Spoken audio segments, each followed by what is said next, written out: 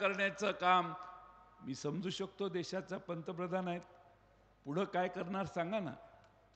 पुढं 5 वर्ष 10 वर्ष देशासाठी काय करणार हे सांगा. आम्ही काँग्रेस पक्षाने आणि राष्ट्रवादीने एक जाहीरनामा काढलेला आहे. आम्ही सांगितलेलं आहे की गॅसचं सिलेंडर 1100, 1200, 800, 900 केले. आमचं सरकार दिल्लीत येणार आहे, आम्ही हे सिलेंडर 500 रुपयावर आणून देऊ. आम्ही सांगितलेलं आहे की आम्ही महाराष्ट्रामध्ये आणि देशामध्ये भारतभर जातनिहाय जनगणना करू आणि जातनिहाय जनगणना करून त्या त्या राज्यात ज्याचं जेवढं आहे त्या प्रमाणात त्याला आरक्षण देण्याचं काम करू.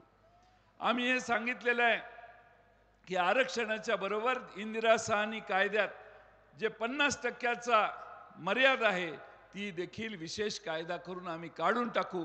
म्हणजे महाराष्ट्रातल्या आणि देशातल्या कुठल्याही समाजाला आपल्याला आरक्षण मिळणार नाही अशी शंका वाटण्याची गरज राहणार नाही. हा प्रयत्न आमचं आघाडीचं सरकार करणार आहे. देशात इंडिया आघाडीने ही कमिटमेंट काँग्रेसच्या वतीनं दिलेली आहे. गरीब घरातल्या महिलेला अन्नाची भ्रांत राहू नये म्हणून प्रत्येक गरीब घरातल्या महिलेला 1 लाख रुपये वर्षाला देण्याचं धोरण आम्ही स्वीकारलेलं आहे. आमच्या महाराष्ट्रात आणि भारतामध्ये डिग्री झाला, डिप्लोमा झाला मुलगा की वर्षभर त्याला नोकरी मिळत नाही, म्हणून त्याला 8,500 रुपये स्टायपंड, वर्षाला 1 लाख रुपये डिग्री आणि डिप्लोमा पास आउट झाल्यावर पहिल्या वर्षी देण्याचं काम हे आम्ही जाहीरनाम्यात कमिटमेंट म्हणून घेतलेलं आहे. मी अशा अनेक गोष्टी सांगेन. जमलं तुम्ही सगळे तरुणात गुगलवर जावा, काँग्रेसचा जाहीरनामा बघा, राष्ट्रवादी शरदचंद्र पवार पक्षाचा जाहीरनामा बघा, तुम्हाला लक्षात येईल जे जे यांनी चुकवलंय ते सगळं आमच्या जाहीरनाम्यात घालण्याचं काम आम्ही सगळ्यांनी केलेलं आहे. आज मी पुढच्या सभा आहेत म्हणून जास्त वेळ या ठिकाणी बोलत नाही, पण माझी आपणाला विनंती आहे की 400 पार 400 पार आता बोलायचे बंद झालेले आहेत. 400 पार 400 पार सांगायचं बंद झालेलं आहे. आता 200 पार पण होणं मुश्किल झालेलं आहे. भारतीय जनता पक्ष 200च्या वर पण जाणार नाही आणि त्यामुळं या इचलकरंजी लोकसभा मतदारसंघामध्ये मशाल अशी पेटवा, एवढ्या जोरात पेटवा की ही धगधगती मशाल दिल्लीपर्यंत त्यांचं सरकार उखडून टाकण्यासाठी आपल्या सगळ्यांना आशीर्वाद देईल. आणि तोच प्रयत्न करण्यासाठी आपले नेते आदरणीय पवारसाहेब आणि उद्धवजी या ठिकाणी आले आहेत आणि म्हणून त्यांच्यात आणि आपल्या जास्त वेळ थांबत नाही. पुन्हा कोल्हापूरची सभा आहे. आपण सगळे बरेच प्रकारे निवडणुकीत होणार आहेत, सगळ्या गोष्टी होतील. तुम्ही काळजी करा, लोकांच्याच मनात आहे. त्यामुळं कितीही खर्च झाला कुणी केला तरी जनता आता बदलणार नाही.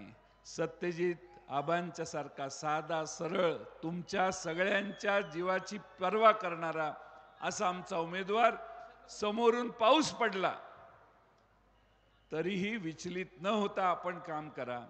शेवटच्या 4 दिवसात पाहिजे त्या गोष्टी लोक समोरच्या बाजूने करतील, पण घाबरून जाऊ नका. लोकांच्या मनात एकदा उमेदवार गेला की तो बाहेर येत नाही. आणि सत्यजित आबा हे या मतदारसंघात हृदयात गेलेले आहेत.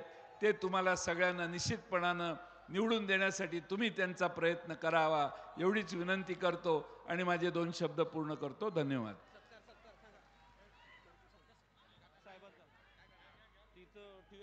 आवळे साहेब, आपण आधी मान्यवरांच्या मध्ये सत्काराचा सोहळा इथं संपन्न करतोय. मी विनंती करतो आदरणीय साहेबांचा सत्कार सुहासजी जांभळे, आदरणीय मदनरावजी कारंडे साहेबांच्या शुभ हस्ते या एकूण संकल्प सभेच्या सर्व प्रतिनिधींच्या माध्यमातून आदरणीय मदनरावजी कारंडे साहेब, सुहासजी जांभळे साहेब या मान्यवरांचा सत्कार, यामध्ये आदरणीय शरदचंद्रजी पवार साहेबांचा हा सत्कार इचलकरंजीच्या वतीनं या संकल्प सभेच्या वतीनं, यानंतर उदयसिंग जयंत पाटील साहेबांचा सत्कार, उदयसिंग पाटील यांच्या शुभ हस्ते जयंत पाटील साहेबांचा सत्कार. पुढील कामाच्या आणि एकूण सभेच्या नियोजनामध्ये वेळीची मर्यादा पाळत उदयसिंह पाटील साहेबांच्या शुभ हस्ते आपण जोरदार टाळ्या देऊया इचलकरंजीच्या या संकल्प सभेच्या निमित्तानं. आले किती गेले किती संपले भरारा, आले किती गेले किती संपले भरारा, अजूनही आहे शरद पवार साहेबांच्या नावाचा दरारा. यानंतर आदरणीय पवार साहेब आपल्या सगळ्यांना मार्गदर्शन करतील. महाराष्ट्राच्या तळागाळातून सर्वसामान्य माणसांच्या मदतीला चेक. हॅलो, सातत्यानं चेक. संस्कृतीचा रंग घेऊन येणारी ओघवती भाषा आणि ज्येष्ठ माणसांचा हा मोठा महाराष्ट्राचा बुलंद सह्याद्री आपल्या समोर आदरणीय शरदचंद्रजी पवार साहेब. जोरदार आणि विनम्र स्वागत आपण स्टँडिंग अवेशन करत त्यांना देऊया.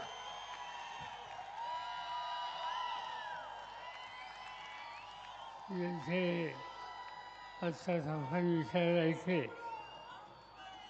की राष्ट्रवादी काँग्रेसचे महाराष्ट्राचे अध्यक्ष जयंत पाटील, शेजारच्या मतदारसंघाचे आमदार मानसिंग नाईक, माजी आमदार सुजित फणसेकर, राजू आवळे, अशोकराव दानवे, विलास पाटील, राजू आवळे, आपल्या सगळ्यांचे उमेदवार सत्यजित पाटील. महाराष्ट्रामध्ये शेतीच्या क्षेत्रामध्ये अनेक नवीन प्रयोग करून सहकारी संस्था कशी चालवावी याचा आदर्श त्यांनी निर्माण केला. ते गणपतराव पाटील, व्ही पाटील, रणवीर गायकवाड, मदन कारंजे,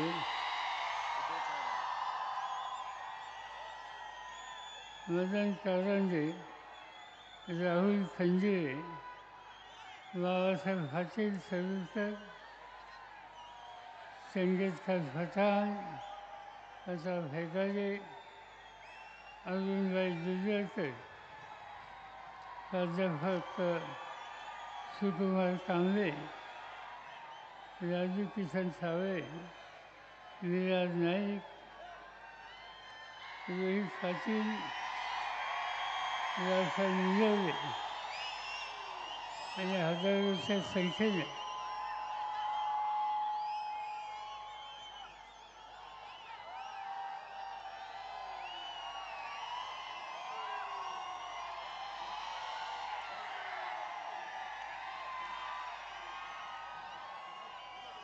अंधाराला घाबरत नाही, आभाळाची साथ आहे पाठीवरती अजून आपल्या. आणि आजचा ज्यांचं आगमन झालं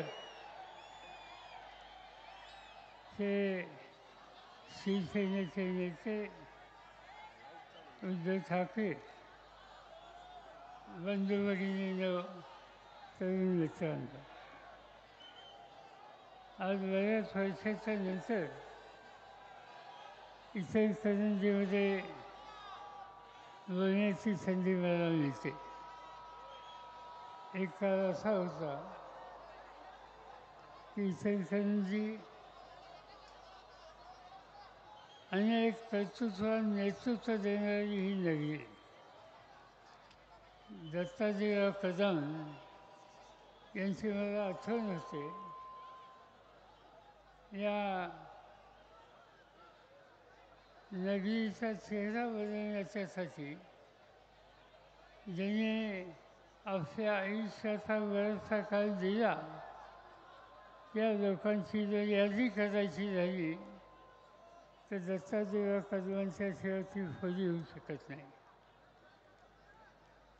इतर क्षेत्रामध्ये अनेक काम करणारे लोक या ठिकाणी होऊन गेले. आनंद चौधरींची आठवण, माजी आमदार कैलासवासी खंजीर यांची आठवण,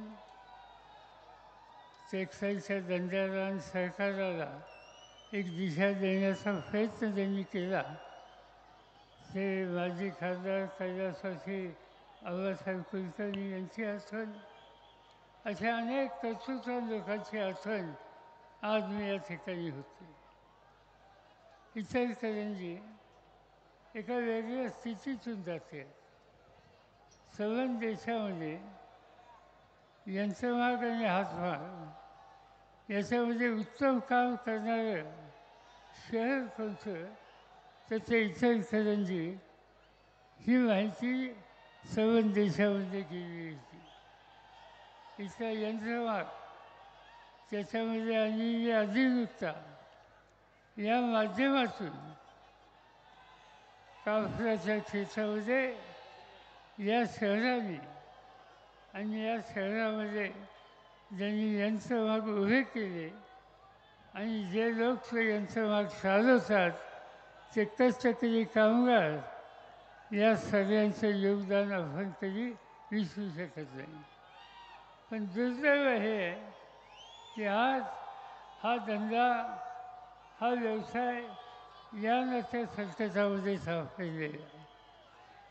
ज्यांना राज्य आणि देश चालवायची जबाबदारी आहे, त्यांचं एक कर्तव्य आहे की हा महत्त्वाचा व्यवसाय की ज्याच्यावर इचलकरंजीची अर्थव्यवस्था अवलंबून आहे, आज तो धंदा अडचणीचा आहे.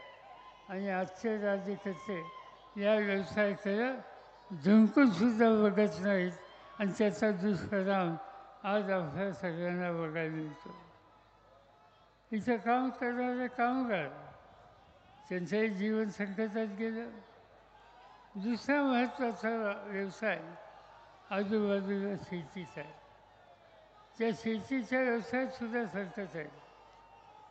काही ठिकाणी एक विशिष्ट पीक पुन्हा पुन्हा घेतलं, पुन्हा पुन्हा पाण्याचा वापर केला आणि त्यामुळं या भागात काही लोकांच्या जमिनी खराब गेल्या. पण मला आनंद एका गोष्टीचा आहे, हे संकट आलं पण गणपतराव पाटील आणि त्यांच्या सरकारने याला उत्तर शोधलं आणि शेतकऱ्यांची शेती ही नीटनेटकी राहील कशी याची काळजी त्यांनी या ठिकाणी घेतली. आणि त्या दृष्टीनं शेतीचे प्रश्न हे महत्त्वाचे आहेत. आज आपण इथं आलो का, इथं जमलं त्याचं महत्त्वाचं कारण लोकसभेची निवडणूक आहे. आघाडीच्या वतीनं या ठिकाणी सत्यजित पाटील यांची निवड आम्ही सगळ्यांनी मिळून लोकसभेच्या उमेदवारीच्यासाठी केली. सत्यजित यांच्या नावात सत्य आहे आणि त्यांच्या नावात जीत आहे. त्यामुळं नावामध्ये जीत असल्यामुळं सत्यजित जिंकणार, मोठ्या मतांनी जिंकणार याच्याबद्दलची शंका तुमच्या माझ्या कुणाच्या मनामध्ये नाही. थोडी काळजीमधनं असं वाटते की महाराष्ट्रामध्ये आघाडीच्या वतीनं अनेक चांगले लोक निवडणुकीच्यासाठी आम्ही लोकांनी उभे केले. त्यांना विजयी करण्याच्यासाठी महाराष्ट्राच्या कानाकोपऱ्यामध्ये आम्ही लोक जायचा प्रयत्न करतो. पण एक ग्रस्त ज्यांच्या हातामध्ये देशाचं प्रधानमंत्री पद आहे, तेही महाराष्ट्राचा अलीकड दौरा करतात. अनेक सभा महाराष्ट्रामध्ये घेतात आणि महाराष्ट्राचा दौरा करत असताना महाराष्ट्राच्या हितासाठी मी काय करणार, सत्तेचा वापर महाराष्ट्राच्या भल्यासाठी कसा करणार, या गोष्टीचे कधी भाष्य करत नाहीत. त्यांचं जे भाष्य असतं एक तर उद्धव ठाकरेंच्यावर असतं किंवा शरद पवारांच्यावर असतं. या दोघांच्यापैकी कुणावरही टीका टिप्पणी केली नाही तर कदाचित देशाच्या प्रधानमंत्रीला झोप येत नसेल. आणि त्यामुळं आम्ही बघतो या नात्यानिमित्तानं आम्हा लोकांचा हल्ला करणं, सत्तेचा गैरवापर करणं हे मोदी साहेबांचं वैशिष्ट्य आहे. आपण बघितलं या देशामध्ये 2 लोक, त्याचे एक झारखंड नावाचं राज्य आहे आणि त्या झारखंड राज्य हे आदिवासींचं आहे आणि त्या राज्याचा आदिवासी मुख्यमंत्री अतिशय चांगलं काम करणारा, केवळ मोदींच्या धोरणाची विसंगत भूमिका ही त्यांनी मांडली, त्याचा परिणाम आज झारखंडच्या मुख्यमंत्र्यांना जेलमध्ये टाकलं आहे, तुरुंगामध्ये टाकलं आहे. दिल्ली ही देशाची राजधानी. दिल्लीमध्ये अरविंद केजरीवाल नावाचे ग्रस्त दिल्लीचे मुख्यमंत्री असतील. त्यांनी शिक्षणाच्या क्षेत्रामध्ये प्रचंड काम केलं. आरोग्याच्या सवलती नागरिकांना दिल्या. दिल्लीचा चेहरा बदलेल कसा याच्यासाठी त्यांनी कष्ट केले. पण असं काम करणारी व्यक्ती, स्वच्छ मत मारणारी व्यक्ती ही मोदी साहेबांनी त्यांच्या सरकारांना पसंत पडत नाही आणि म्हणून त्यांनी करावं काय.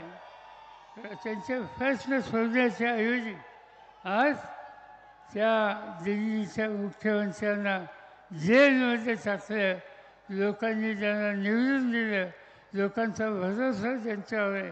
लोकांचा विश्वासाला जे पात्र ठरले अशा लोकांना जेलमध्ये टाकणं याचा अर्थ आहे की मोदी साहेब हळूहळू हुकुमशाहीच्या रस्त्याला आज जायला लागले आणि या देशाचा हा जो मूलभूत अधिकार आहे लोकशाहीचा, तो अधिकार संकटात यायचा प्रयत्न कोणी केला तर तुळशीवादी सगळ्यांची जबाबदारी आहे. आम्ही पाहिजे ती किंमत देऊ, पण या देशामध्ये हुकुमशाही येऊन द्यायची नाही आणि त्यासाठीच आपण सगळेजण सामुदायिकपणानं आपली शक्ती पणाला लावू एवढंच या ठिकाणी सांगतो. आणि पुढच्या कोल्हापूरच्या सभेला मला जायचं असल्यामुळं मी अधिक वेळ आपल्या सगळ्यांचा घेत नाही. जय भारत, जय हिंद, जय महाराष्ट्र. मी विनंती करतो या मनोगतानंतर आपण सर्वच मान्यवरांच्या अगदी टाळ्या इचलकरंजीचा कडकडाट साहेबांच्या पर्यंत पोहोचवू दे. सुरुवातीला मान्यवरांच्या शुभ हस्ते प्रतिमा पूजनाचा कार्यक्रम इथं संपन्न व्हावा. आदरणीय उद्धवसाहेबजी ठाकरे साहेब, आदरणीय शरदचंद्रजी पवार साहेब या सर्वच मान्यवरांच्या सोबतीनं हातकणंगले लोकसभा मतदारसंघातील शिवसेना उद्धव बाळासाहेब ठाकरे आणि महाविकास आघाडीचे अधिकृत उमेदवार सत्यजित बाबासाहेब पाटील आबा बाळासाहेब ठाकरे यांचा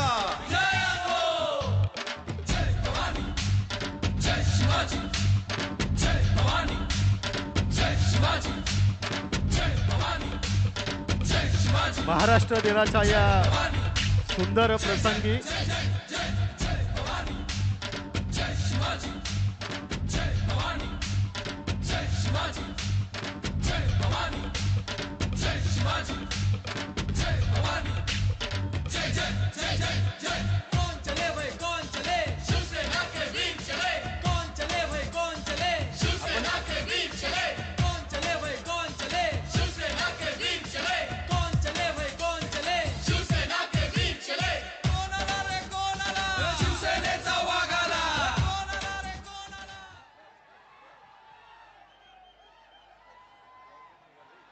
सर्वसामान्य माणसांना स्वाभिमानानं जगण्याची उर्मी आणि तितकी स्फूर्ती देणाऱ्या छत्रपती शिवाजी महाराज यांना हा वंदन, हा अभिमान, हे नतमस्तक. आपण जोरदार पुढे या एकूण कार्यक्रमाच्या निमित्तानं आदरणीय उद्धवजी बाळासाहेब ठाकरे यांच्या शुभ हस्ते प्रतिमा पूजन आणि वंदन झालेलं आहे.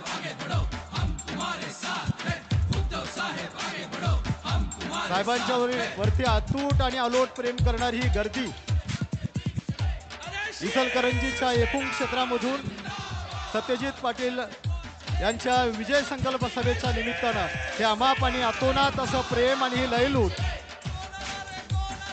सयाजी चव्हाण साहेब, सुजित मिंचेकर साहेब यांनी कृपया साहेबांचा सत्कारही संपन्न करावा अशी विनंती करतोय.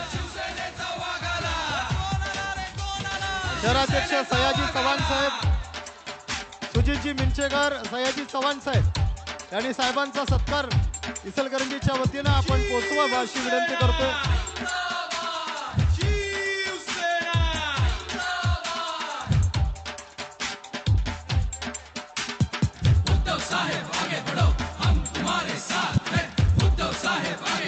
उमेदवार आदरणीय सत्यजित आबा यांचा सत्कार आदरणीय बावस्कर सर करतील. ही विजयाची मशाल संकल्प मेळाव्यामध्ये अब्राम बापू, सयाजी चव्हाण साहेब, आपण साहेबांचा सत्कार संपन्न करावा अशी विनंती करतोय. मंगलाताई चव्हाण आहेत, उल्हासदादा पाटील साहेब आहेत, सर्वच पदाधिकारी, वैभवजी उगळे आहेत, उदय पाटील आहेत, सर्वच मान्यवर. आदरणीय साहेबांचा सत्कार आणि आदरणीय बाविस्कर साहेब, उमेदवार आदरणीय सत्यजित बाबासाहेब पाटील सरोडकर साहेबांचा सत्कार. बस बस. मला वाटतं येत्या त्या 7 चालू करू. 7 तारखेनंतर विजयाचा जल्लोष असाच असणार आहे. आपण ज्या माणसासाठी इतक्या प्रेमाने भेटलोय त्या माणसाला आपण अगदी जोरदारपणे टाळ्या देऊयात. आपल्या समोर आहेत आपला उमेदवार, आपला माणूस सत्यजित बाबासाहेब पाटील सरोडकर.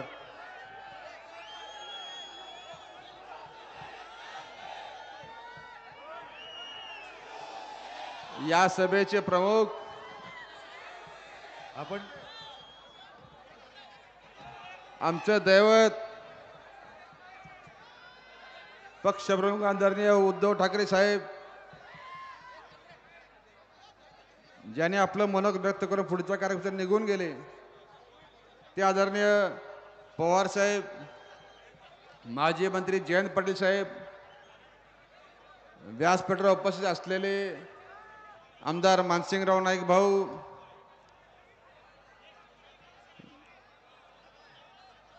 आमदार राजू बाबा आवळे, माजी आमदार डॉक्टर सुजित मिंचेकर, माजी आमदार उल्हास दादा, माजी आमदार राजू किसन आवळे साहेब, माजी आमदार अशोकराज जांभळे साहेब, आमचे नेते आदरणीय बाबासाहेब दादा, या ठिकाणी उपस्थित असलेले आमचे शिरोळचे आदरणीय गणपतराव दादा,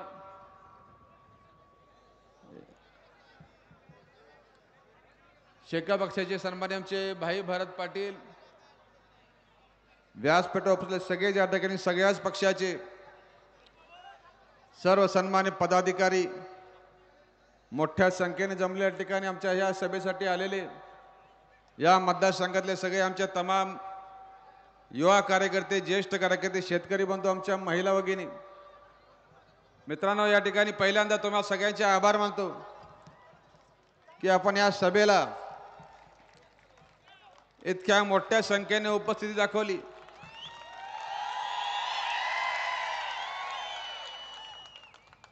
साहेब, अजूनही आपल्या इचलकरंजीच्या मुख्य चौकापर्यंत लोकांची, महिलांची रांग लागलेली आहे. अजूनही त्या लोकांना इथपर्यंत या पोहोचता येत नाही, इथं वाट काढता येत नाही, इतक्या प्रकारची गर्दी आपल्या अखंड शहरामध्ये. आणि आज खऱ्या अर्थानं आपल्या ह्या शहराला, अखंड मतदारसंघाला कळालेलं आहे की या ठिकाणी आज दुसरी सभा पण पलीकडे सुरू आहे. खऱ्या अर्थानं मोठी सभा, विराट सभा ज्याला म्हणायची, ती हीच आपली सभा आहे. आणि या मतदारसंघातल्या लोकांचा विश्वास या ठिकाणी महाविकासाकडे आहे, हे 100% या उपस्थिती सिद्ध झाले. मित्रांनो, तुम्हाला सगळ्यांचं मनपूर्वक आभार, तुम्ही मोठ्या या ठिकाणी संख्येने उपस्थित दाखवली. मित्रांनो, या निवडणुकीमध्ये तुमच्या समोर पहिल्यांदाच मी लोकसभेच्या निमित्ताने येतोय. गेले 15 दिवस तुमच्या संपर्कात आहे, आपले दौरे होत आहेत. माझ्या खांद्याला खांदा लावून काँग्रेस पक्षाचे, पवार साहेब गटांच्या, राष्ट्रवादी पक्षाचे, शिवसेनेचे, कम्युनिस्ट पक्ष असेल, इतर संघटना असतील, शेका पक्ष असेल, या सगळ्या पक्षांच्या, इतर संघटनांचे कार्यकर्ते अतिशय चांगल्या प्रकारे या ठिकाणी खांद्याला खांदा लावून काम करतायत. 100% समन्वय. आणि तुम्हाला सगळ्यांचे आभार मानतो की ही महाविकास आघाडी आपण सगळ्यांनी स्वीकारली आणि तळागाळात तुमची ही महाविकास रुजली. त्यावर तुम्हाला सगळ्यांना मी मित्रांनो धन्यवाद देतो. तुम्हाला एवढं आश्वासन देतो की जरी तुमच्या मतदारसंघात या ठिकाणी लोकसभेला मी नवीन असलो तर मी सुद्धा या ठिकाणी कुठेतरी 10 वर्ष माझ्या विधानसभा क्षेत्राचा या ठिकाणी विकास केलेला आहे, आमदार म्हणून काम केले आणि तुमच्यासारख्या सर्वसामान्य माणसांनी शेतकऱ्यांचे मला या ठिकाणी 10 वर्ष बिन पैशाचा आमदार केलेला आहे.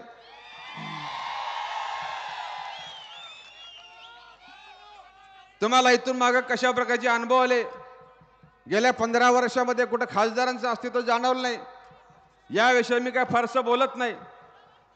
पण तुम्हाला आवर्जून सांगेन, या मतदारसंघामध्ये जे चांगले खासदार होऊन गेले, आदरणीय दत्ताजीराव कदम साहेब असतील, आदरणीय बाळासाहेब माने साहेब असतील, या लोकांच्या ठिकाणी लोकांना आदर्श मानून यांच्या पावला पाऊल ठेवून या ठिकाणी आपण जनतेची विकास कामं करू. मला संधी दिली तर या ठिकाणी या पुऱ्या मतदारसंघाचा या ठिकाणी काय पळकत असताना आपल्याला तुम्हाला सगळ्यांना विश्वासात घेईन.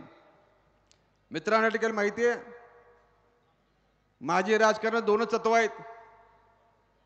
एक म्हणजे आपल्या नेत्याला सोडायचं नाही, गद्दारी करायची नाही, पक्ष सोडायचं नाही.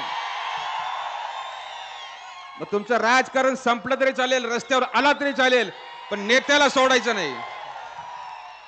आणि दुसरं तत्व, जी खुर्ची मला या ठिकाणी या जनतेने दिलेली आहे, त्या खुर्चीचा वापर माझ्या विकासासाठी नाही तर तुमच्या विकासासाठी करायचा, एवढी माझी 2 तत्व आहेत.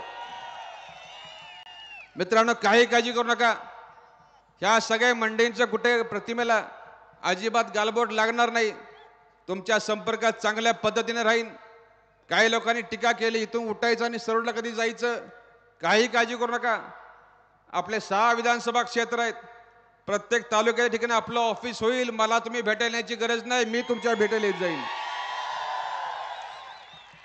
आणि त्यामुळे एवढं लक्षात ठेव, ज्या लोकांनी ह्या मतदारसंघाचं 2दा एकदा प्रतिनिधित्व केलं, त्या ती मंडळी ह्या भागातली होती, पण त्यांना मतदान करताना आम्ही त्या ठिकाणी शाहूवाडी पळणाकरांनी कधी असा विचार केला नाही की तुम्ही लांबचा आहे. मित्रांनो, काही काळजी करू नका. आज तुमच्या शहरामध्ये फिरतोय, मतदारसंघात फिरतोय, इथं मगाशी आपल्याला पाटील साहेबांनी सांगितलं, तुमच्या इचकीचा पाणी प्रश्न असेल, हा वस्त्रोद्योगाचा प्रश्न असेल, जी काही या ठिकाणी सरकारनं फसवी वीज सवलत दिली तो विषय असेल, जे काही ठिकाणी आपल्या सूत व्यापाऱ्यांच्या अडचणी असतील, ज्या काही आपल्या बाकीच्या कामगारांच्या समस्या असतील, आज योगायोगाने आज या ठिकाणी आपला महाराष्ट्र दिन आहे, आज कामगार दिन पण आज या ठिकाणी आहे. त्या 100% ह्या इचकी शहरातल्या पाण्याचे बाकीचे सगळे प्रश्न हे चांगल्या प्रकारे सगळ्यांना विश्वासात घेऊन कोणावर अन्याय न करता हे 100% सोडवले जातील. आपण काही काळजी करू नका. मित्रांनो, आपल्या गेल्या 10 वर्षामध्ये या संबंध आपल्या महाराष्ट्राची अवस्था काय झाली, आज ज्यांच्याकडे सत्ता आहे त्यांच्या माध्यमातून शेतकऱ्याचं काय भलं झालं. या शहरातला वस्त्रोद्योग, आपल्या 2-3 जिल्ह्याचा आर्थिक कणा, या वस्त्रनगरीला सरकारकडनं काय मिळालं, हे आमच्या माता भगिनींना काय मिळालं, युवकांना काय मिळालं, कामगारांना काय मिळालं. मित्रांनो, या ठिकाणी आपले सगळे घटक आहेत, पूर्णपणे या सरकारनं या 10 वर्षाच्या कामकाजात अजिबात समाधानी नाहीत की आपल्या सगळ्या घटकांचा या सरकारने 100% त्यांना फसवायचं काम केले आणि सरकारचा खरा चेहरा आज अखेर उघड झालेला. मित्रांनो, आज शेतकऱ्याला या ठिकाणी सांगा, मला MSPचा कायदा व्हावा, किमान आधारभूत किमतीचा कायदा व्हावा, यासाठी गेली 10 वर्ष शेतकरी त्या ठिकाणी उत्तरेमधलं आंदोलन करतोय. त्या ठिकाणी या MSPच्या कायद्यामध्ये सगळी पिकं घ्यावी अशी माफक मागणी आहे. आणि हा कायदा जर झाला तर आपल्या शेतकऱ्या ठिकाणी 100% आपल्याला हमी भावाच्या ठिकाणी आपल्याला गॅरंटी मिळणार आहे. पण अशा प्रकारचा चांगला कायदा करायला हे सरकार तयार नाही. उलट हे मागण्या मान्य करायच्या सोडून या सरकारने या ठिकाणी जे आंदोलन शेतकरी करतायत ते आंदोलन चिरडण्याचं काम केलं, त्याच्यावर लाठी हल्ला केला. यामध्ये काही आंदोलकांचा या ठिकाणी शेतकऱ्यांचा प्राण सुद्धा गेला. लक्षात ठेवा, हे सरकार शेतकरी विरोधी आहे. खताच्या किमती वाढवल्या, औषधाच्या किमती वाढवल्या, सगळी प्रकारची अनुदान शेतकऱ्याची बंद करून टाकली, कर्जमाफीला आमच्या नकार दिला. असं असताना ठिकाणी इकडे आम्हाला कर्जमाफी नाही म्हणून सांगायची आणि दुसरीकडे मात्र खाजगी उद्योगपतींची लाखो कोटीची कर्जमाफी या सरकारने केलेली आहे. मला सांगा, ह्या कर्जमाफीचा आपल्याला काय फायदा? आज खताचं अनुदानची सबसिडी मिळते ती मिळती खाजगी कंपन्यांना. आज त्या कंपनीच्या तुंबड्या भरल्या पण खाली मात्र शेतकऱ्याचा किस्सा मोकळा होतोय, रिकाम होतोय. याचं काय? खऱ्या अर्थानं आपल्या शेतकऱ्याचा शत्रू जर असेल तर हे केंद्र सरकार आणि त्यांची धोरणं आहेत मित्रांनो. या लोकांना आपली शेती उद्योग आपला उद्ध्वस्त करायचा आहे. लक्षात ठेवा, आपण ह्या लोकांना खऱ्या अर्थानं जर शेतकऱ्याला सोडण्याचे दिवस आणायचे असतील तर हे सरकार आपण ह्या केपेला बदललंच पाहिजे. आपला कुठं पर्याय उडत नाही मित्रांनो. आमच्या जाहीरनाम्यामध्ये तो उल्लेख केलेला आहे महाविकास आघाडीच्या. MSPला या ठिकाणी आम्ही सगळ्या पिकांना MSPच्या कायद्याखाली आणू असं या ठिकाणी वचन आहे. मित्रांनो लक्षात ठेवा, या सरकारच्या माध्यमातून फक्त शेतकरीच नाही, आज तुमच्या शहरातला या शहरातला वस्त्रोद्योग असेल, छोटा यंत्रमाग धारक असेल, हा सुद्धा त्रस्त आहे. सगळ्या प्रकारची अनुदान वस्तुउद्योगाची तुमची टफची योजना असेल, आज ती बंद करून टाकलेले. आज नवीन उद्योग टाकायचं म्हटलं, यंत्रमाग टाकायचे म्हटले तर त्या ठिकाणी आपल्याला भांडवल मिळत नाही, आपल्याला ते परवडत नाही. या ठिकाणी आपली या मागच्या सरकारनं इलेक्शन लागण्याच्या पूर्वी जी फसवी 20 सवलत जाहीर केली 27 HP वरती आणि त्याच्या खालची, या ठिकाणी त्या GRला मित्रांनो काही अर्थ राहत नाही. त्या GRच्या माध्यमातून एकाही यंत्रमाग धारकाला ती 20 सवलत मिळालेली नाही. अशा प्रकारचे फसवे उद्योग सरकार करते. इलेक्शनच्या तोंडावर या ठिकाणी काहीतरी जुमले करते आणि त्या माध्यमातून आज पूर्णपणे आपल्या ह्या इचलकरंजी शहरामधले हा आपला वस्त्रोद्योग 100% अडचण दिलाय. लक्षात ठेवा, जर आपला वस्त्रोद्योग वाचला, यंत्रमाग धारक वाचला तर जर आपला शहर आणि अखंड 2-3 जिल्हे वाचतील. हा जर उद्योग कोलमडला, जर डबघाईला आला तर या ठिकाणी हजारो नाही लाखो लोक या ठिकाणी पूर्णपणे आज त्याच्या हाताला काम मिळणार नाही. आज लोकांची या ठिकाणी पोटं चालतात त्याच्यावरती. काही आपले संसार थाटलेले आहेत. बेरोजगार इतक्या प्रचंड प्रमाणात वाढेल. पूर्ण आपल्या ह्या शहरामध्येच नव्हे तर 2-3 जिल्ह्या या ठिकाणी हा आकार माझ्या लक्षात ठेवा. त्यामुळे वस्तूच्या माध्यमातून गेल्या 15 वर्षामध्ये सांगावं, यातल्या कुठल्या खासदार मंडळींनी कुठं प्रश्न मांडले? जे स्वतःला इथलं जवळचं म्हणतात, आम्ही जवळच आहे म्हणतात, त्यांनी या वस्त्रनगरीमधल्या या प्रश्नामध्ये लक्ष घातलं का? बैठका घेतल्या का? तर बैठका घेतल्या असत्या तर अशा ठिकाणी बोर्ड लोकांनी उभे केले नसते. आज या बोर्डांच्या माध्यमातून सगळं लक्षात येते आपल्याला. मित्रांनो लक्षात ठेवा, ज्या लोकांना कामच करायचं नाही त्यांनी संधी मागायचं कारण तरी काय? झाले 10 वर्ष झाली, एकाची 5 वर्ष झाली. एकाला तर आमच्या उद्धव साहेबांनी 21 दिवसामध्ये खासदार केलं. 21 दिवसामध्ये तुम्ही सगळे त्यामध्ये, आम्ही त्यामध्ये आहोत. एका रुपयाची अपेक्षा न करता, कसलाही स्वार्थ नव्हता, या तरुण पोरांनी या महिलांनी त्या उमेदवारासाठी जीवाचं रान केलं. पण या ठिकाणी बघितलं गेल्या 5 वर्षामध्ये तुमच्या बदलात काय पडलं, आमच्या बदलात काय पडलं, हा जरा विचार केला पाहिजे. अरे राहू दे, कामं करायचं राहू दे, किमान आमच्या पक्षात राहिला असता, आमच्या नेत्यासंघ राहिला असता तरी आम्ही समाधान मांडलं असतं. आज या भारतीय जनता पक्षाच्या पक्ष फोडाफोडीच्या राजकारणाला, पक्षाच्या फोडाफोडीच्या राजकारणाला आज सबंधपणे बघितलं. देशामध्ये यांची सत्ता आणण्यासाठी सर्रास हे डॉक्टर बाबासाहेब आंबेडकरांनी लिहिलेल्या संविधानाची पायमल्ली करतात. आज आमचा पक्ष फोडला. 40 गद्दार गेले, 13 खासदार गद्दार गेले. पण त्यांनी लक्षात ठेव, त्या निवडणूक आयोगाला सांगेन, त्या विधानसभेच्या अध्यक्षाला सांगेन की फुटणारे गेले या ठिकाणी मूठभर आहेत, पण त्यांना निवडून देणारी ही लाखो आहेत. आणि ही सगळी उद्धव ठाकरे साहेबांच्या बरोबर आहेत. राष्ट्रवादी पक्षाची फुटून गेलेले आहेत. त्याने लक्षात ठेवावं, जाणारे किती आहेत आणि निवडून देणारे किती आहेत याचा हिशोब करावा. लक्षात ठेवा, या ठिकाणी लोकशाहीमध्ये निवडून देणाऱ्याला महत्व असतं, निवडून येणारा एकटा असतो, पण निवडून देणारे लाखो असतात. आणि या सगळ्या गोष्टीचा या आयोगाने विचार केला नाही, अध्यक्षाने विधानसभेचा विचार केला नाही. मित्रांनो, उद्धव साहेबांनी सांगितलं होतं आपल्याला की आता सगळं या ठिकाणी थांबलेलं आहे. निवडणूक आहे आपल्या उलटा आहे, अध्यक्षाने उलटा निकाल दिलाय. आता फक्त एकच पर्याय. आता साहेब म्हटले की आम्ही जनतेच्या कोर्टात जाणार आणि आज ती वेळ आलेली आहे.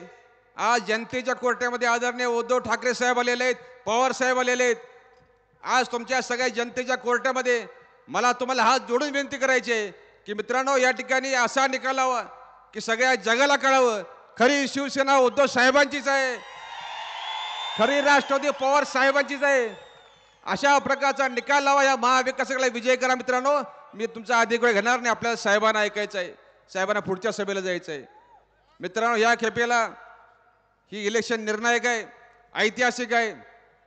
आज या ठिकाणी आपल्याला डॉक्टर बाबासाहेब आंबेडकर लिहिलेलं संविधान हे आपल्याला वाचवायचं आहे, त्यासाठी मतदान करायचं आहे. लोकशाही वाचवण्यासाठी मतदान करायचं आहे. महिलांच्या रक्षणासाठी आपल्याला मतदान करायचं आहे. शेतकऱ्याला चांगलं आणण्यासाठी आपल्याला मतदान करायचं आहे. मित्रांनो, आपला अधिक वेळ घेणार नाही. मी तुम्हाला एवढंच सांगेन की आता उरलेले 4-5 दिवस आहेत. आता पैशाची बंडलं बाहेर पडलेले आहेत. मताला 400-500 रुपये द्यायचे सुरू आहेत. या ठिकाणी पैशाची आमिष दाखवतात. काही ठिकाणी आमच्या नेते मंडळींना धमक्यांचे फोन येतात. माझ्याशी गाठ आहे, तुला बघून घेईन, अशा प्रकारचे धमक्या येतात. पण त्यांना मी एक सांगेन की या ठिकाणी या कोल्हापूर जिल्ह्यामध्ये अशा प्रकारची धमकीची भाषा कुठल्या बाहेरच्याने करू नये. हा स्वाभिमानी कोल्हापूर जिल्हा आहे. तुम्ही ज्या भाषेत बोलता अगदी त्याच भाषेत ही सगळी जनता सगळीतर उत्तर द्यायला समर्थ आहे. मित्रांनो, लक्षात ठेवा, हे ना लोकशाही मोडीत काढायची आहे. तुम्हाला हात जोडून विनंती आहे की या केपेला या लोकांना आपण नेस्तनाबूत केल्याशिवाय आपल्या देशातली लोकशाही वाचत नाही, आंबेडकर साहेबांचं संविधान वाचत नाही.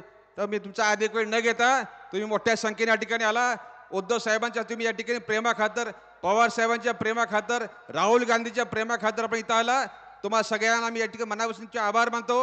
आणि आपल्या ह्या महाविकास आघाडीची मशाल ही तुम्ही घराघरात पोहोचवली तर आहेच, तर उद्याच्या काळामध्ये या महाविकास आघाडीची मशाल या ठिकाणी प्रत्येकाच्या मनात पेटवण्याचं काम करा.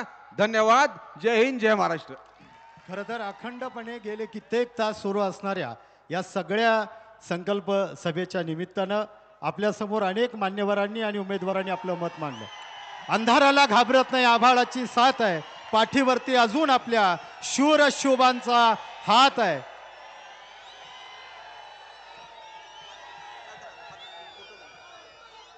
छत्रपती शिवाजी महाराज की, डॉक्टर बाबासाहेब आंबेडकरांचा, छत्रपती शिवाजी महाराज की जय भवानी, जय भवानी.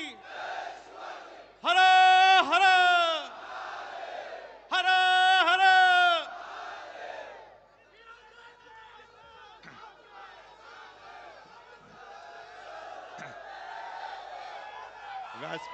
व्यासपीठावर बसलेले महाविकास आघाडीचे सर्व नेते आणि जमलेल्या माझ्या तमाम देशभक्त बांधवांनो, भगिनींनो आणि मातांनो,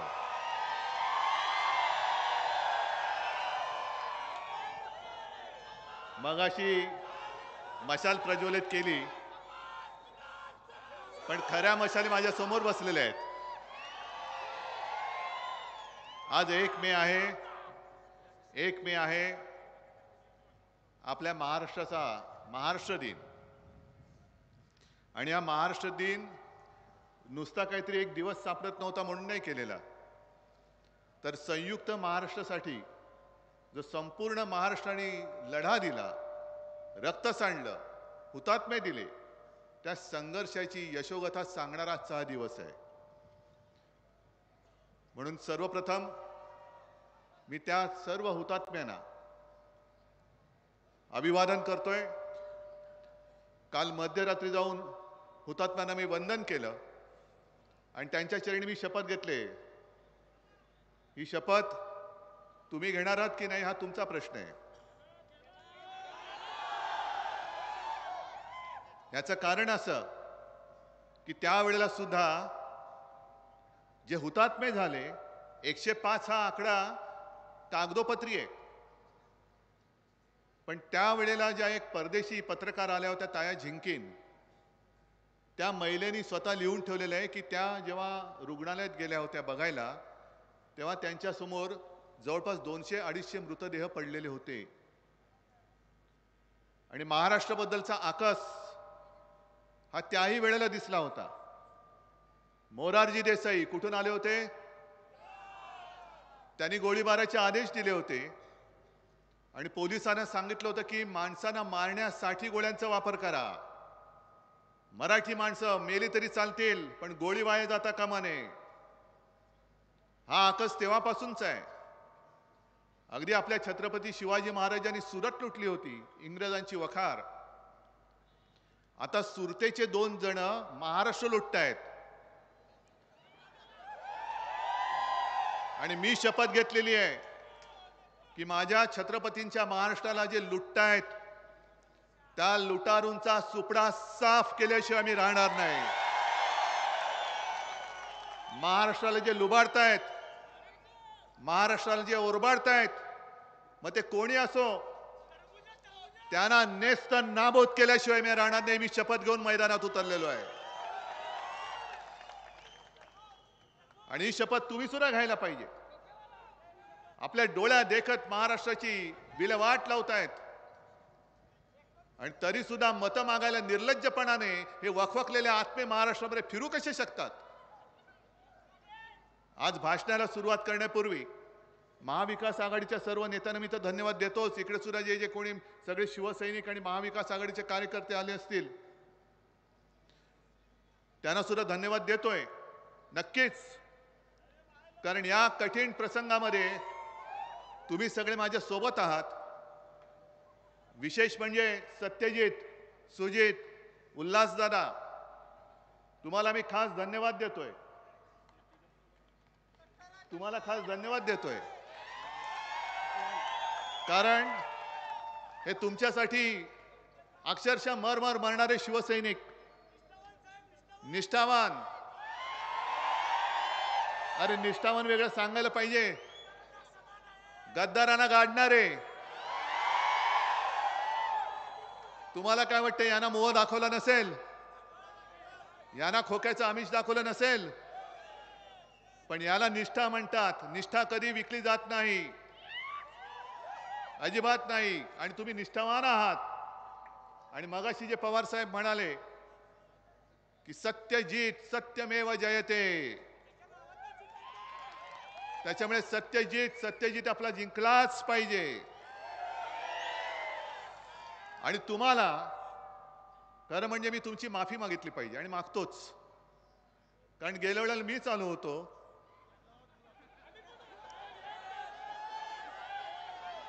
आणि उभा केला होता. मला वाटलं आता नावाप्रमाणे असेल, पण एवढं धैर्य हरणारा माणूस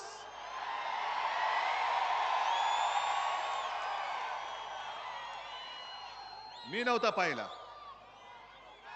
पण गद्दारी झाले ती केवळ माझ्याशी नाही, गद्दारी डबल गद्दारी झाले. कारण हा तर खोकेबाज निघालाच. पण ज्या मोदी सरकारसाठी, मोदींसाठी आपण मतं मागितली होती, मी मागितली होती, म्हणून मी माफी मागतोय.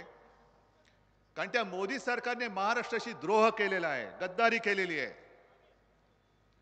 आणि हे तिघही जण इकडे बसलेत माझ्यासोबत.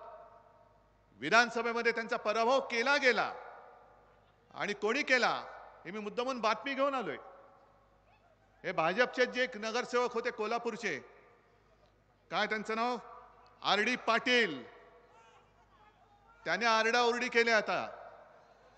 आणि नाव कोणाचं घेतलंय,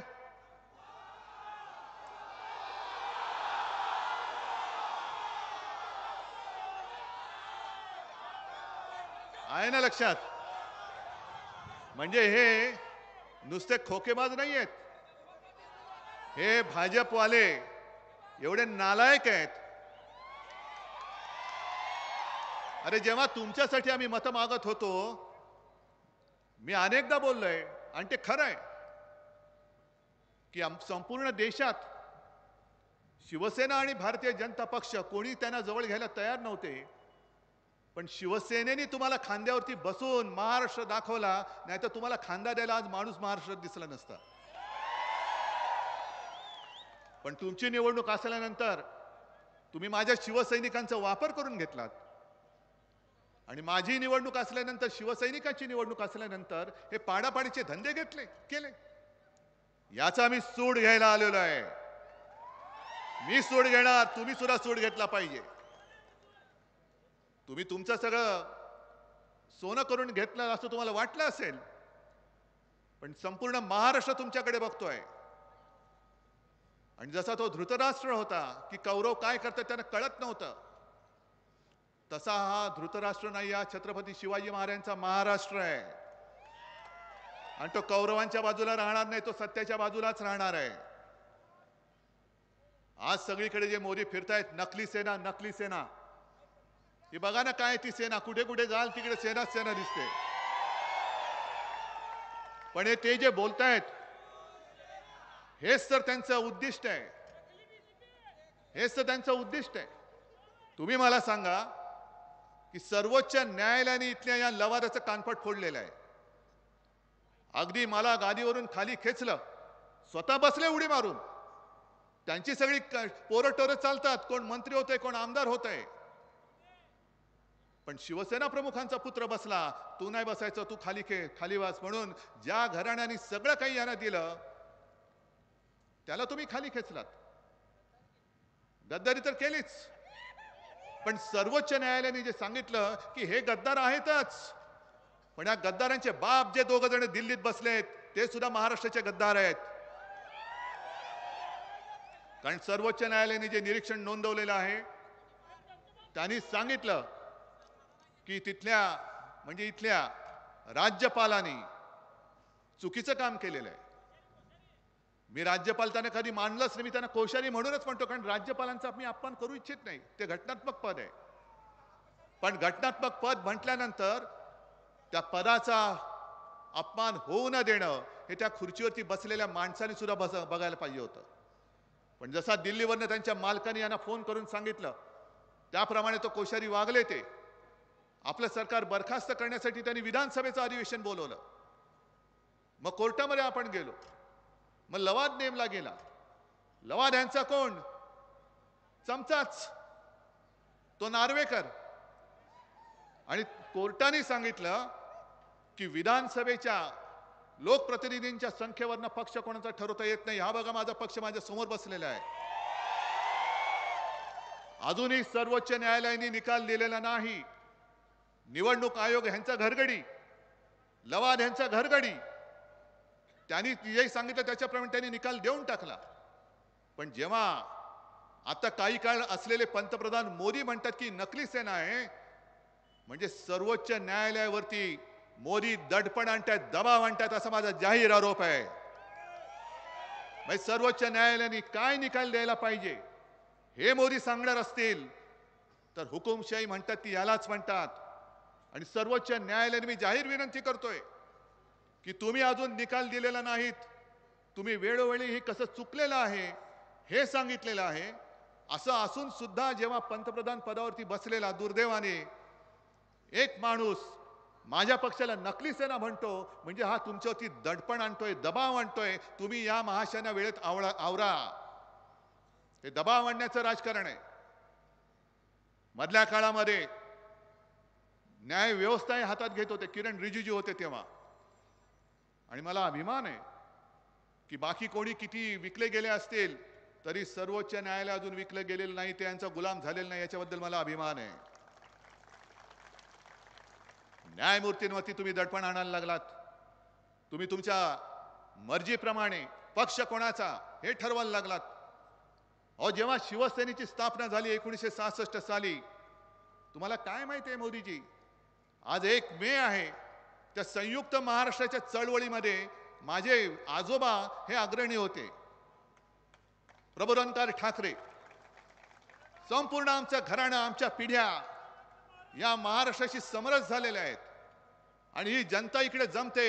आज तुम्ही माझा पक्ष काढलात, माझं चिन्ह काढून टाकलं, तरी सुद्धा मी जातोय तिथे महाराष्ट्रात कानाकोपऱ्यामध्ये माझ्यावरती प्रेम करणारी लाखो करोडो लोक अजून आहेत, आजही आहेत.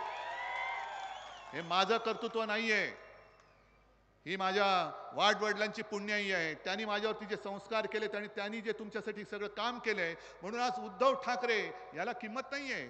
उद्धव बाळासाहेब ठाकरे यांना किंमत आहे. आणि ती जी संपूर्ण जी काय वाटचाल मी सांगितलं ना, मोरारजी देसाई तुमच्याच गुजरात मधला, त्यांनी मराठी माणसांवरती अमानुष गोळीबार केला होता आणि पोलिसांना आदेश दिले होते गोळ्या माणसांना ठार मारण्यासाठी वापरा. म्हणजे ह्या सगळ्या गोष्टी मी माझ्या आजोबांकडनं ऐकलेल्या आहेत, त्या पुस्तकामध्ये पण आहेत.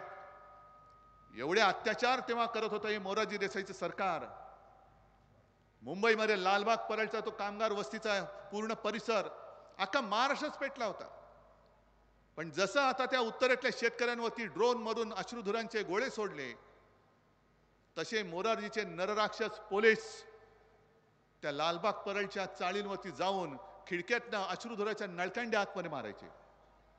मग चाळीतल्या खोल्या ते किती 10 बाय 10, त्याच्यामध्ये अनेक महिला, काही महिलांची तानी बाळ, कोणाचं 1.25 महिन्याचं, कोणाचं वर्षाचं, ते गुदमरायला लागले.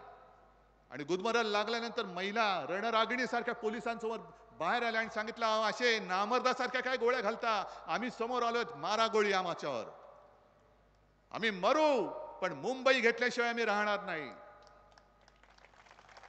अशा एका त्वेषाने आणि चिडीत नाही मुंबई घेतली आपण. आणि ती मुंबई हे 2 ढोकळेबाज तिचं महत्व मारायला निघाले. महाराष्ट्रामध्ये येणारे सगळे उद्योग धंदे कुठे गेले? सगळे वेदांता फॉक्सकॉन गुजरातमध्ये, बल्क ड्रग पार्क गुजरातमध्ये, मेडिकल डिव्हाइस पार्क गुजरातमध्ये, टाटा एअरबस गुजरातमध्ये, सगळे गद्दार गुजरातमध्ये. बरं, आणखीन एक उद्योग येतोय टेस्लाचा, टेस्ला. पण त्या माणसाला, तो हुशार माणूस एलॉन मस्क, कारण त्याला माहिती आहे की आत्ता जर तो आला असता तर त्याला पण गुजरातमध्ये नेला असता. कारण मुंबईचा हिरे व्यापार हा गुजरातला घेऊन गेले, मुंबईमध्ये होणारं वित्तीय केंद्र ते गुजरातला घेऊन गेले.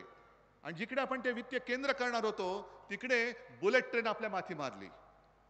पण तो मस्क बाबा खरंच हुशार आहे, कारण त्याला गुजरातला जायचं नाहीये.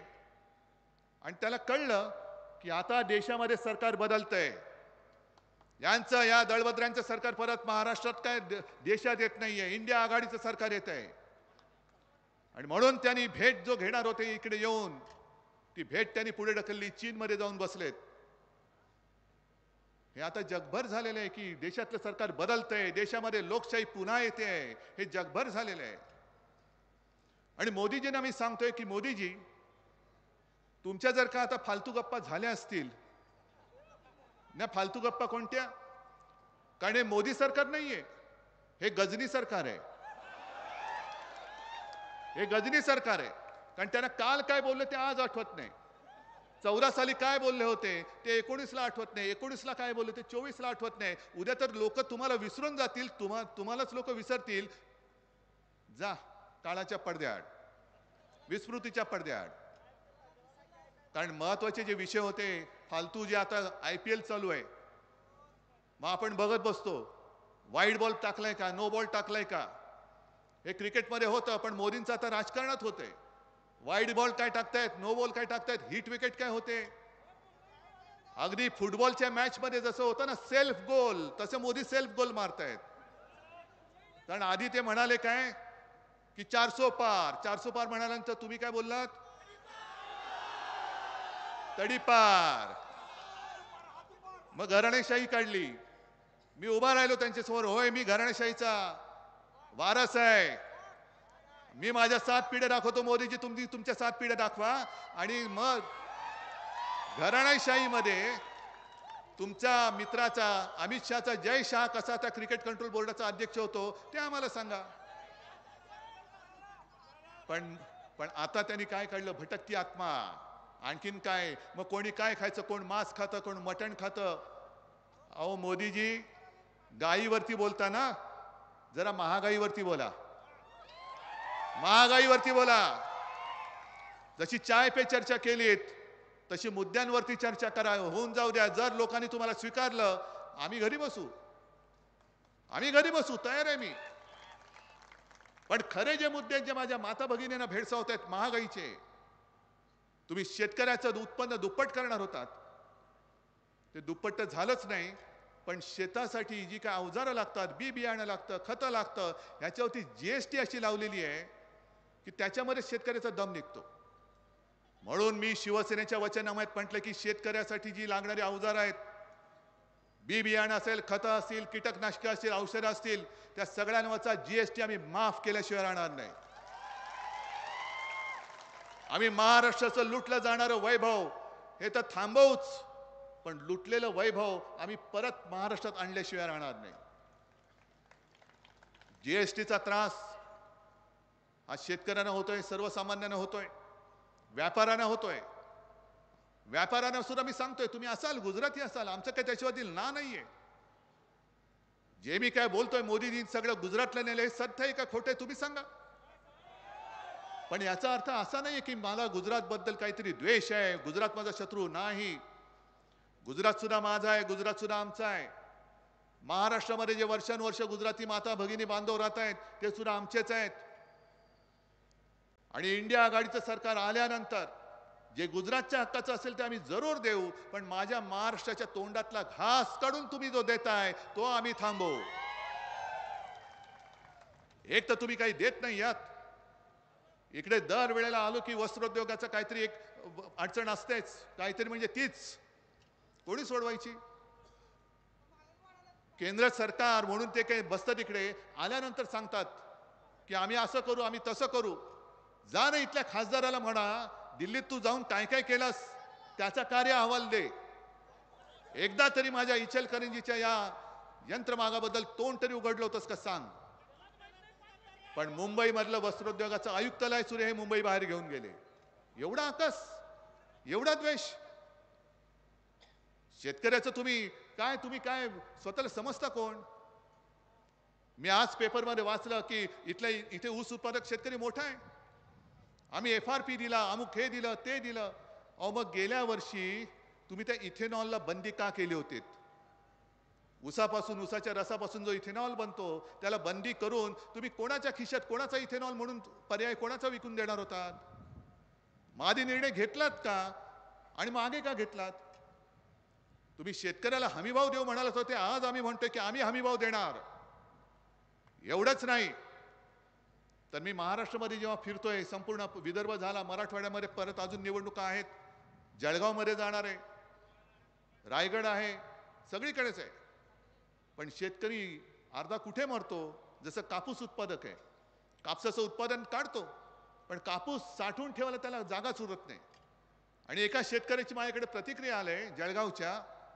तो म्हणाला कापूस ठेवायला जागा नाही, संपूर्ण अंग खाजायला लागलं, आम्ही करू काय. त्या सर्व शेतकऱ्यांना आम्ही गोदाम निर्माण करून देऊ. गोदाम ठेव दादा, तुझा माल तुला घरी ठेवायला जागा नाही ना, तुझ्या नावाने या गोदामात ठेव, जेव्हा तुला विकायचं तेव्हा तू विक. शीतगृह बांधून देऊ. आणि मोदीजी तुम्ही आज जे सगळीकडे म्हणताय शेतकरी शेतकरी, मग ते काळे कायदे का आणले होते तुम्ही. का त्याच्याबद्दल तिथल्या उत्तरेतल्या शेतकऱ्यांनी रस्त्यावरून आंदोलन केलं होतं. का तिथल्या शेतकऱ्यांना तुम्ही 7-8 महिने हे उन्हातान्हात पावसात थंडीमध्ये तसंच ठेवलं होतं आणि त्याच्यामध्ये जवळपास 700 शेतकरी हे तडफडून गेले. इकडे भटकता आत्मा शोधण्यापेक्षा त्यांच्या आत्म्यांना काय वाटत असेल त्याचा पहिला विचार करा. आज माझ्या शेतकऱ्याचं उत्पन्न तुम्ही दुप्पट नाही केलं, पण ती काय ती सन्मान योजना 6,000 रुपये शेतकऱ्यांना इकडे मिळालेत. कोणाला नाही, काही जणांना मिळालेत, जरूर मिळालेत. पण हे सगळं मी तुमच्याकडनं शिकतोय. तो शेतकरी काय सांगतो की तुम्ही आता खतावरती त्यांनी GST 5% केला, त्याच्या आधी किती होता 18%. मग तो काय म्हणाला की आम्हाला शेतकऱ्याला 1 लाखाचं खत जर लागलं, 1 लाखावरती 18% म्हणजे किती गेले 18,000. तुम्ही देता किती, मग 12,000 माझे तुझ्याकडे ते कधी देतोयस. मग हे खताचं झालं, औषधांचं झालं, शेतीची अवजार आहेत, पंप आहे, मोटर, सगळंच त्याच्यावरती GST एवढा लावून ठेवलाय. अहो शेततळ्यासाठी जे प्लास्टिक लागतं त्याच्यावरती पण GST आहे. आता तर काही शेतकरी एवढ्या चिंतेत पडलेत की साहेब आम्हाला भीती वाटते. आम्ही यांच्या विरोधात का आहोत, कारण आम्हाला भीती वाटते की हे शेतकऱ्यांना सुद्धा इन्कम टॅक्स लावतील. लावू शकतात, कारण ज्या पद्धतीने यांचं सरकार चाललेलं आहे. अहो यवतमाळमध्ये मी गेलो होतो, यवतमाळमध्ये दाभाडी नावाचं एक गाव आहे, तिथे 14 साली आपले मोदीजी आले होते आणि चाय पे चर्चा.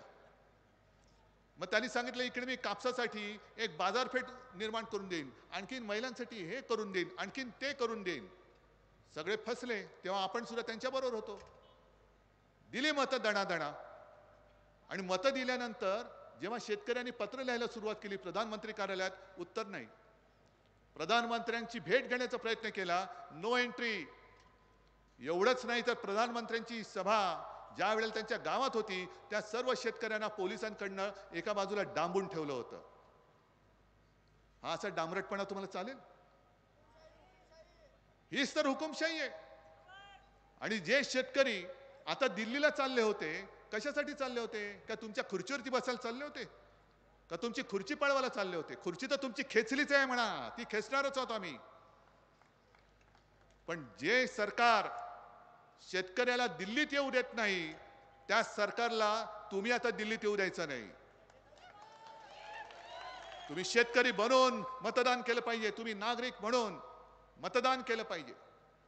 आणि सत्यजित, तुम्ही जे बोललात घटनेबद्दल हे खरंच आहे. कारण मी मुद्दामून काही बातम्याच घेऊन आलेलो आहे. इकडे त्यांचे काही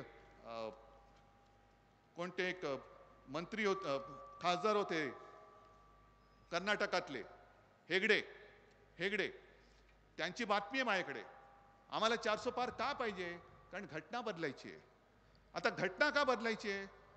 हुकुमशाही तर आणायचीच आहे, पण घटना बदलण्यामागे सुद्धा त्यांचा हा जो एक आकस आहे महाराष्ट्राबद्दल. कारण घटना कोणी लिहिली? अरे मोठ्याने बोला. डॉक्टर बाबासाहेब आंबेडकर, महाराष्ट्राचा सुपुत्र. आणि तो सुद्धा एका दलित कुटुंबात जन्मलेला. दलित कुटुंबात जन्मलेला माणूस हा माझ्यापेक्षा जास्त बुद्धिमान होऊ शकतो. हे कसं काय? दलित कुटुंबात जन्मलेला माणूस हा माझ्या देशाची घटना लिहू शकतो. हे कसं काय? मग त्याची घटना मी मानणं, मी तर उच्चवर्णी. हा जो आकस आहे, हा आकस लक्षात घ्या. एक तर महाराष्ट्राबद्दल आकस, बाबासाहेबांबद्दल आकस, आणि सर्वसामान्य कुटुंबात जन्मलेला एक माणूस एवढा बुद्धिमान असू शकतो. अरे म्हणून तर त्याला आम्ही महामानव आणि म्हणून दैवत म्हणतो. अजूनही तुम्ही स्वतः दैवत म्हणून तुमचे चेले चपाटे फिरतात, पण तुम्हाला कोणी देव कधी मानणार नाही, कोणीच मानू शकत नाही. आणि हीच पोटदुखी आहे. किती काम केलं तरी शिवसेना प्रमुखांना जे हिंदू हृदय सम्राट एकमेवच, याने किती फुशारक्या मारल्या तरी हिंदू हृदय सम्राट हे होऊ शकत नाहीत. एकच. आणि हीच त्यांची पोटदुखी आहे. हे जे सगळे आता गद्दार लोक इकडे इकडे गेलेले आहेत, हे गद्दार, या गद्दारांना मला तेच विचारायचंय की तुम्ही हे जे काय प्रश्न आम्ही सांगतो ना तुम्हाला, सगळे उद्योग पळून नेलेत, तुम्ही काय तिकडे बोंबलला नाहीत? अगदी आता सुद्धा जे मिंदे ते बसलेत कडेवर त्यांना सुद्धा मला विचारायचंय, मी बाळासाहेबांचे विचार सोडले का? मी हिंदुत्व सोडलं का? अरे आपल्या मशाल गीतामधलं जी एक तुम्ही घोषणा देता, कोणती? जोरात पुढची बोला ना. जय भवानी, जय शिवाजी.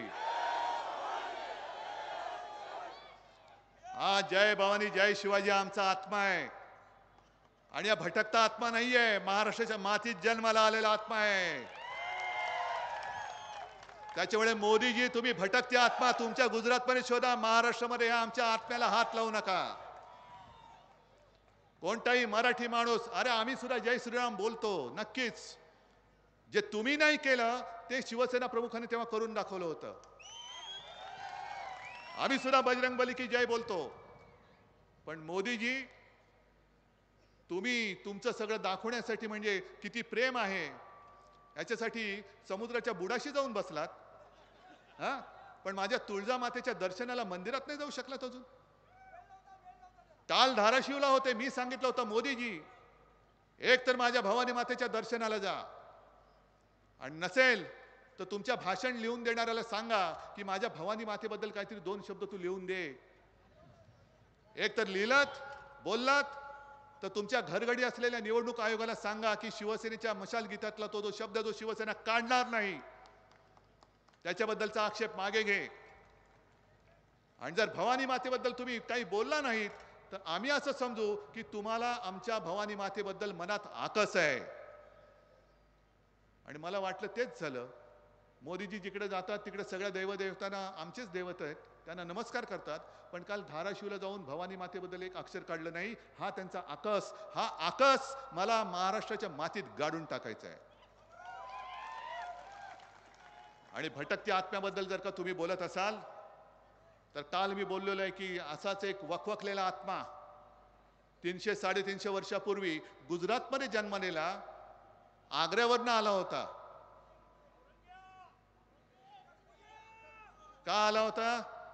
की छत्रपती शिवाजी महाराजांनी त्यांच्याशी लढून जे माझं हिंदवी स्वराज्य स्थापन केलं होतं ते बुडवायला आला होता. आपल्या संभाजी महाराजांना दगाबाजी करून पकडलं, अनन्वित छळ करून त्यांची हत्या केली. त्यांना वाटलं आता संभाजी महाराजांना संपवल्यानंतर महाराष्ट्र संपला. पण त्यांना माहिती नाहीये मराठी माती ही वीराला जन्म देत असते, गद्दारांना नाही. 27 वर्ष आज मोदी अनेक सभा घेतात, घेऊ द्या. पण औरंगजेब 27 वर्ष महाराष्ट्रामध्ये राहिला, झुंजला. इथल्याच कोल्हापूरच्या आपल्या ताराराणीने त्याला झुंज दिली होती. पण औरंगजेबाने पुन्हा आग्रा पाहिला नाही. याच मातीत त्यांनी शेवटचा श्वास घेतला. हे मराठी मातीचं आणि भवानी मातेचं हे महत्व आहे. त्याच्यामुळे तुम्ही आमच्या या अस्मितेशी, आमच्या या अभिमानाशी खेळ करू नका. ही मशाल नुसती निशाणी नाहीये, तो धगधगता अग्नी आहे. आणि त्याला हात लावायला जाल तर जो हात लावेल तो जळून भस्म होईल. आज तुम्ही मला वाटतं ठरवून आलेलाच आहात. आलात की नाही? काय नक्की? गेल्या वेळेला मी चूक केली, मी माफी मागितली तुमची. माझ्याच सांगण्यावरनं त्याला निवडून दिला होता, माझ्याच सांगण्यावरनं त्यांना पंतप्रधान केलं होतं. आज मी पुन्हा तुमच्याकडे आलोय. जसं कोरोना काळामध्ये मी तुमच्याशी बोलत होतो, एका गोष्टीचं मला समाधान आहे की संपूर्ण देशात त्या अतिशय कठीण काळात महाराष्ट्राच्या मुख्यमंत्र्याचा नंबर 1 होता. पण हा नंबर 1 माझा नव्हता, हा नंबर 1 तुमचा. कारण मी तळमळीने तुमच्याशी बोलत होतो. सगळे सांगत होते की उद्धवजी कसं होणार, लोक घरात का बसणार, तोंडाला मास्क का लावणार, दुकानं का बंद ठेवणार. मी सांगत होतो की वाईटपणा मी घेईन माझ्या महाराष्ट्रासाठी, पण मी सांगतो ते ऐका. आणि तुम्ही ऐकलत, त्याच्याबद्दल तुम्हाला खरंच महाराष्ट्राच्या तमाम जनतेला मी दंडवत घालतो. आणि म्हणूनच हा आपला महाराष्ट्र आपण कोरोनापासून वाचू शकलो. आज पुन्हा त्याच तळमळीने मी तुमच्यासमोर हात जोडून उभा आहे. या हुकुमशहाच्या व्हायरसला आता गाडून टाका. जसं तेव्हा मी सांगत होतो की 2 हाताचं अंतर ठेवा, तसं या भाजपच्या व्हायरस पासून 10 हाताचं अंतर ठेवा. 10 हाताचं. आणि मला खात्री आहे की तुम्ही सगळेजण, मला एका गोष्टीचा नक्कीच अभिमान आहे की आजपर्यंत कदाचित कोणत्याही मुख्यमंत्र्याच्या नशिबी आलं नसेल असं भाग्य माझ्या नशिबी आलं की तुम्ही सगळे मला कुटुंबातला एक मानायला लागलेले आहात. मी तुमचा परिवार. कारण मीच ती एक संकल्पना आणली होती, माझे कुटुंब माझी जबाबदारी. नुसतं मेरा परिवार म्हणून मी सोडून नाही दिलं. परिवार की जिम्मेदारी भी मैंने ली थी, आज भी लेने के लिए मैं समर्थ हूं और आज भी मैं ले रहा हूं. त्याच तळमळीने मी तुम्हाला सांगतोय की आजपर्यंत आपण फसलो. आपल्याला कळलंच नाही की आपलाच चेहरा वापरून महाराष्ट्राला मुळापासून हे कसं नासून टाकतायत, महाराष्ट्राची संपूर्ण तंगडतोड करतायत, लुळापांगळा करतायत. आता या महाराष्ट्राला लुळापांगळा करणाऱ्या आणि ओरबाडणाऱ्या हुकुमशाहीला यापुढे एक सुद्धा मत मिळता कामा नये. अगदी माझ्या इथे आले असतील किंवा चॅनलवरनं भाजपचे काही लोक असतील, RSSचे सुद्धा लोक असतील, त्यांना सुद्धा सांगतोय, अहो तुम्ही कशाला आमंत्रण देताय ते बघा. असं काही नाहीये की ही लोक माझ्या सभेत आले ह्यांनाच महागाईने ग्रासलंय. असं काही नाही की इथे माझ्या सभेला आलेले शेतकरी त्यांनाच संकट आलेत. गॅस माझ्याच लोकांना मिळत नाही असं नाहीये. हे संकट संपूर्ण देशभर आहे. कारण ते कोणालाच कोणाचं आपलं मानायला तयार नाहीयेत.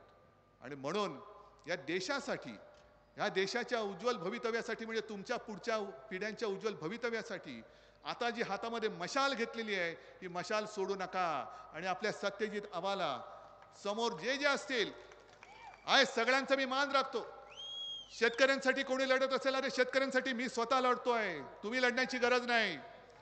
शेतकऱ्यांना हमीभाव देण्याचं वचन मी देतोय. शेतकऱ्यांना कर्जमुक्त मी केलं होतं आणि पुन्हा सत्ता आली तर परत करून दाखवेन. शेतकऱ्यांची जबाबदारी मी घेतोय. त्याच्यामुळे शेतकऱ्यांच्या मतांची विभागणी होऊ देऊ नका. हुकुमशाही विरोधातल्या मतांची विभागणी होऊ देऊ नका आणि गद्दाराला तर एक सुद्धा मत देऊ नका. इकडनं फक्त आणि फक्त आपला सत्यजित आवाज प्रचंड बहुमताने त्याला विजयी करा आणि आपल्या हक्काचा खासदार